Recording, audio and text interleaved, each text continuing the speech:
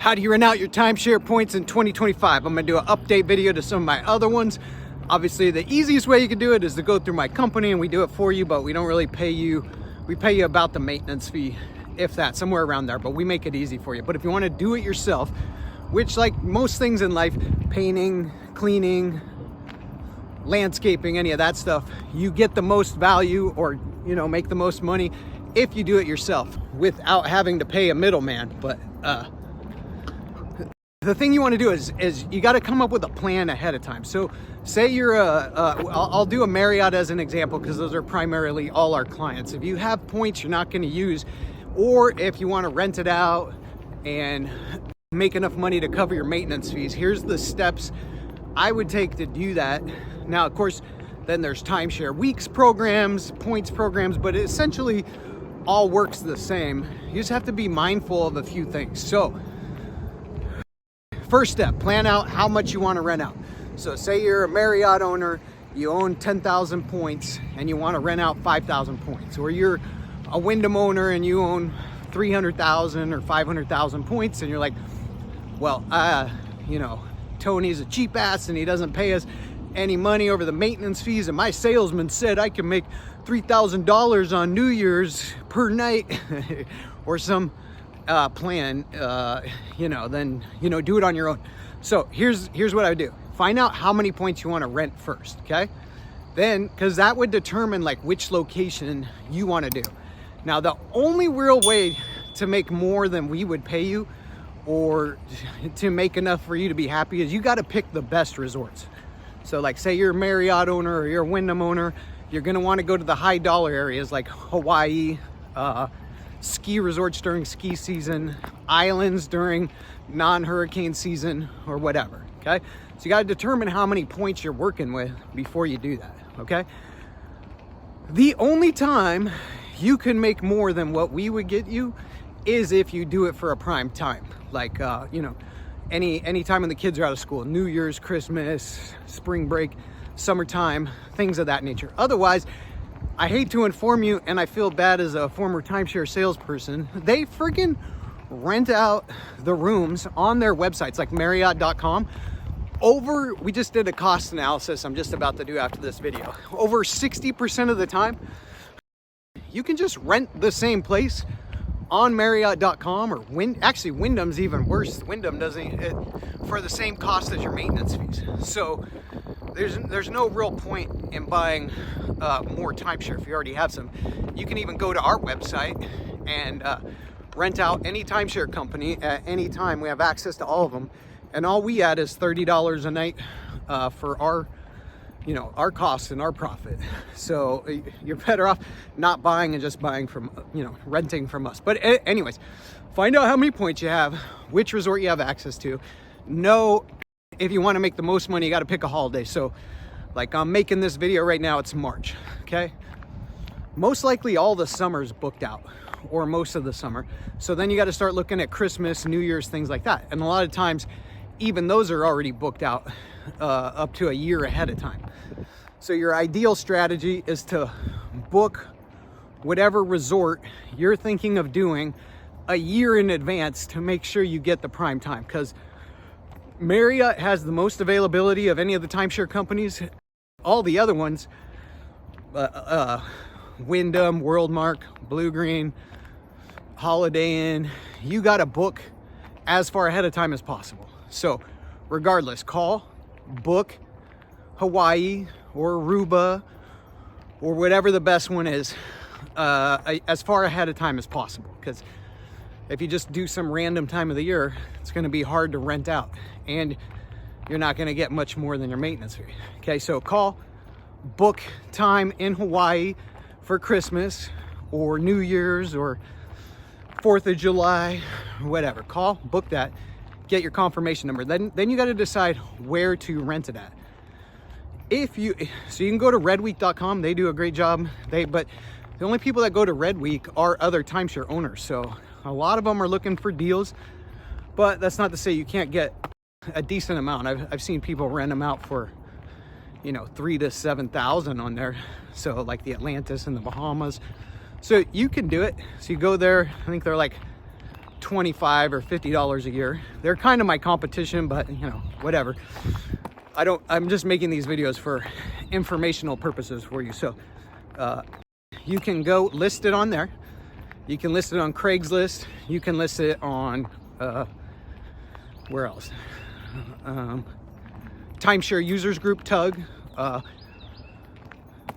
Where else could you? Oh, Facebook Marketplace. So those would be your 3 low-cost options to be able to do that. Now you'd have to post in there. You'd have to handle all the concerns of the people that want to rent it. You got to negotiate with the people. People oftentimes will try to negotiate with you. Then what you need to do is come up with a strategy of how much you're going to charge. So like if you're going to rent out Marriott, go to Marriott.com, and for Wyndham, go to WyndhamExtraHolidays.com, and that would cover Wyndham, Worldmark, all that, and see what they're charging per night. Because what I've come to find out, all these timeshare companies are renting out all the rooms for about the same cost as the maintenance fees. Like 60% of the time. Wyndham's even worse. Diamond is even worse. So yeah, so you need to find out what they're charging, because people will go search, especially if you have, you know, Marriott in the title or whatever. People will open, you know, 3 browser screens and go, well, I wonder if I could get it. Time, 25 minutes. Sorry, my walker timer and the heat all came on at once. So you got to find out what Marriott's charging. Go to Marriott.com, pick Marriott Maui Ocean Club, wherever you decided you wanted to rent at, and see what they're charging per night. Maybe they're charging $800, maybe they're charging $900, maybe they're charging $1,200. You never know. So say Marriott's charging $800 a night for 7 nights is what, $5,600, so $6,000. Okay, so then you got to calculate how many points did you use to make that reservation. So say you used 5,000 Marriott points or 4,600, whatever the number is. Then you got to calculate out your maintenance fee. So you times your 5,000 points times your whatever your price per point is. Say in Marriott's case, you're like at 83 cents a point or something. So 83 cents times 5,000, so half would be 2,500. So you have close to $4,000 is your maintenance cost. So you see, there's not that much of a huge of a spread to what you think you're gonna get. So your maintenance cost on 5,000 points is gonna be, you know, right around 3,800. And if Marriott's charging, even say they're charging $900 a night times 7 nights, with that 5,600. So they're charging 5,600. Plus, if you book through them, you got to pay tax and resort fee and stuff. So there's things like that to consider. So say it's $6,000, just for easy math, since I went to, you know, junior college. So $6,000. Your maintenance fee is $3,800. So your profit is whatever you rent it out for in between those two numbers. Because trust me, you're not going to be able to rent it out for more than Marriott's renting it out for, unless it's you know, some sold out event like the Olympics or Ironman or something like that. So that's kind of how you judge what to charge. Okay, now the best places to rent it out can be like Airbnb, VRBO, things like that. That's what my company does. But a lot of people don't realize VRBO adds 15% to what you're charged, or to what you charge, and then 5% to you as the host. So whatever price you're going to charge, you got to add 20%, because that's what the guest is going to see. And the same on Airbnb is a little bit less. They charge like 15%. Booking.com charges 15% over whatever you charge. So say you're like, oh, well, Tony's a cheap ass and he's only going to pay me, you know, whatever it is, 77 cents a point.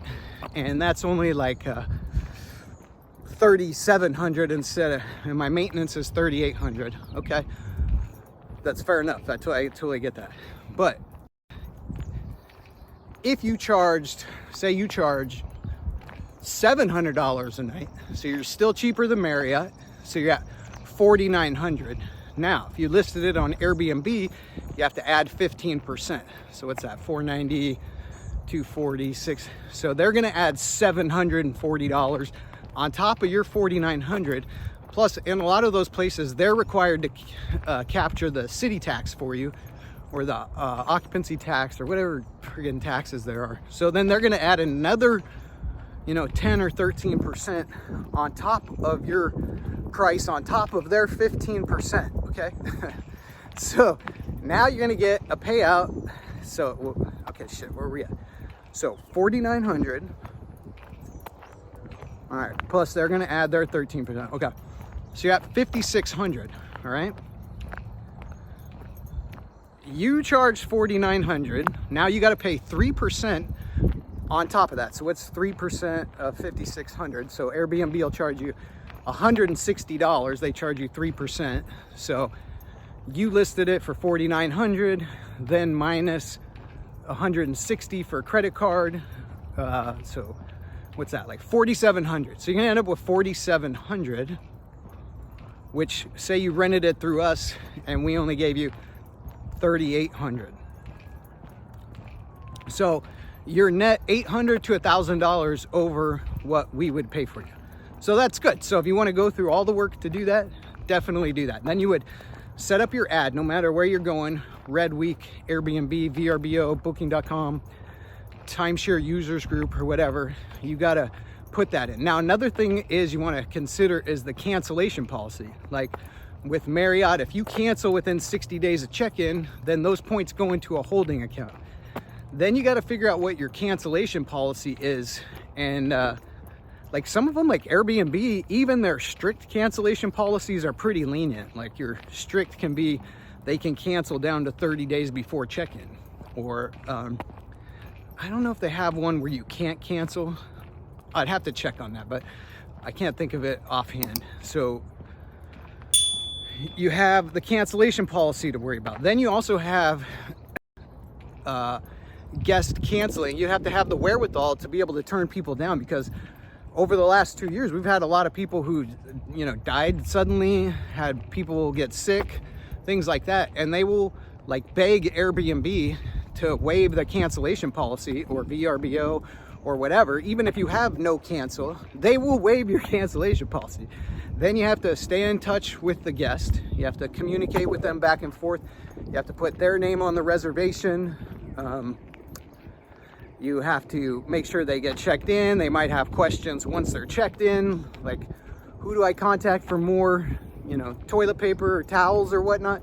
Even though they're staying at a resort, you would think, oh, I would just call down the front desk. No, my friend, that does not happen. So you have to take care of those questions and answers, but it is doable. So, and then maybe you get lucky and you booked a reservation where Marriott's charging $1,300 a night. Maybe you can charge $1,000 a night. It's possible. So keep that in mind. That's my tips for how to rent it. Figure out how you're gonna get paid. Figure out when the last day is you can cancel with no penalty. So I think it's like Holiday Inn. Like if you cancel within 90 days of check-in, you lose 25% of your points. If you cancel within 60 days of check-in, you lose half of your points. And if you cancel within 30 days, you lose all your points. So Worldmark's fairly lenient. I think you can cancel down to like 2 weeks before. Wyndham's more lenient as well, but they go into like their own holding type of account too. And then the thing of it is, in our business, like I've been doing this for 10 years, our average rental is like 2 nights. Most non-timeshare owners, they don't have enough money to go somewhere for 7 nights and 8 days. That's one of the best parts about buying the timeshare, is you're able to travel longer because the cost is way less. So that's one of the benefits. The problem I find with a lot of my clients is they buy them when they're 50 or 60.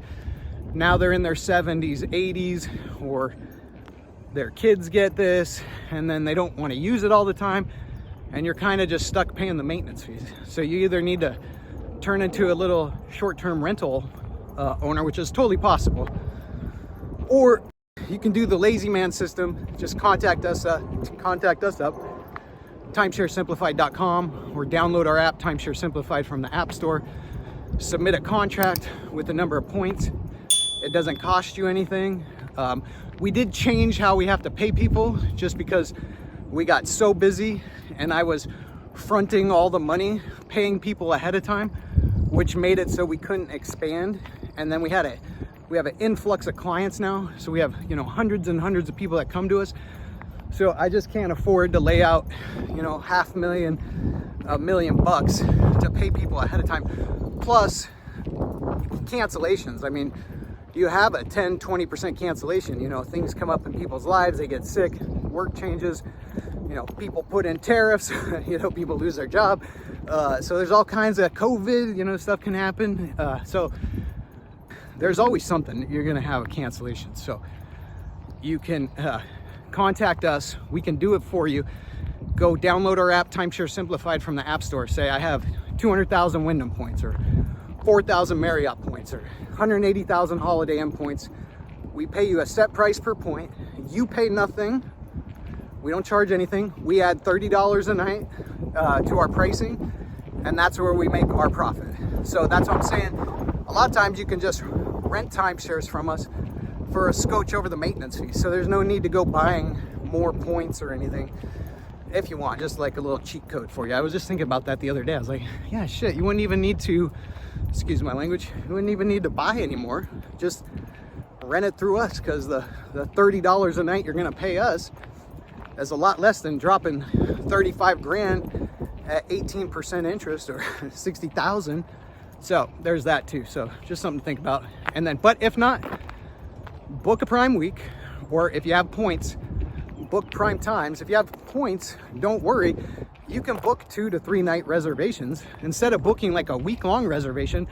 I would book, you know, several smaller trips of like 2 or 3 nights. I think that would work better for you. And then, well, unless it's like Hawaii or something where people have to fly to Aruba, something like that, then do a week. But for the most part, and then the thing is, to get those weeks you have to pre-book them, right? So you gotta book now in March to maybe get Christmas, December 23rd through the 30th, or December 24th through the 31st. So then you got to be careful on what week you get, because whatever week you get, you have to find somebody who wants those exact dates at those exact times for that price. And a lot of times the people will be like, well, I only want 5 of the nights or 6 of the nights, and then you lose that one night. So if you lost that $1,000 off that 4,700, well, now you're getting less money than we would have just paid you, and you didn't even have to hassle with any of it. So just things to think about. And you don't have to use our company. You could use, you know, anybody who does, you know, the same thing, obviously. But we, you know, you can check our Google reviews. We have over 55-star Google reviews. So we don't, and then once the guest checks in, then we batch the payments together every 2 weeks. So every 2 weeks, whatever bookings you have, we just pay you out on those as they check in, because that's how all these companies pay out now. So it's just, plus it's just way too confusing keeping track of hundreds of accounts with cancellations, and then owners still using their accounts. And you know, because you want to still use vacations, you're not going to rent it all out. So we have owners that have, you know, multiple lines of points, and then they'll use some and forget to tell us, and then those come out of the contracted number, and then we have cancellations, and then those points go into the account after we've already paid for them. So it was way too big of a nightmare to be able to pay everybody up front for a multitude of reasons, because ideally we'd like to do it that way, but it's not possible at this point, getting as big as we are. So, and then we do require your login. So we handle everything for you. We don't not do that anymore, or allow you to do that as an owner. It's just people are just not, you know, responsible, or you're too busy. You're not going to turn into, you know, a free employee for me. And if you want us to rent your points, you know, you're going to have tons of smaller reservations, which is a whole process in itself. I mean, it takes, you know, 10 to 15 minutes to book a reservation. So you're gonna have to do that, and we have to respond back to the guests within a few hours, or you lose the booking, and then that looks bad on our company and things like that. So some people would take 2 days, 3 days, weeks to get back to us. So we just can't do that anymore. And there's no information in your account that, you know, isn't already online, because I don't know about your Apple thing or whatever, but my passwords have been leaked in a data breach for every single website I've ever been to. So I'm sure our information is out there to whoever desires it. So you do maintain full control over the your account at all times. So you can look in and see everything that's going on in there. And then as the people check in, we batch it together. We pay you every 2 weeks for whatever we use. You can contact our team, 800-461-5037. Talk to our AI scheduler person there and book a call, and somebody can get on the phone with you and walk you through the process. But essentially, you just download our app, Timeshare Simplified, from the App Store, or email us at support@timesharesimplified.com. Tell us how many points you'd like to rent out, or submit, or if you use the app, you just pick your developer, pick the number of points. It'll give you an instant offer, and then you can sign the contract and do everything right from the app. And then we'll notify you as soon as your account comes up. I believe we have the new app installed, so it'll tell you, oh, you're 10th in the queue. And then as you get farther up, it'll count down and send you a notification. Hey, you're 9th in the queue, you're 8th in the queue, whatever. And then we'll start making the bookings, go through all the reservations for you. But so either way, I hope that helps. Let me know if you have any other questions in the comments. If you do it yourself, good luck. Have fun. It's an interesting business nonetheless. But if you're just doing a week or two a year, it might be your best bet just to do it on your own if you want to make the maximum amount of money. And then just every year do the same thing. Book the same week at the same place. Make your life easy. Book it a year in advance every time. That way you know you're going to find a renter for that prime time. And a lot of times, sometimes you can get the same people to book the same week back from you year after year. So you got that too when you do it on your own. All right, but if not, call us. We'll help you out. All right, take care.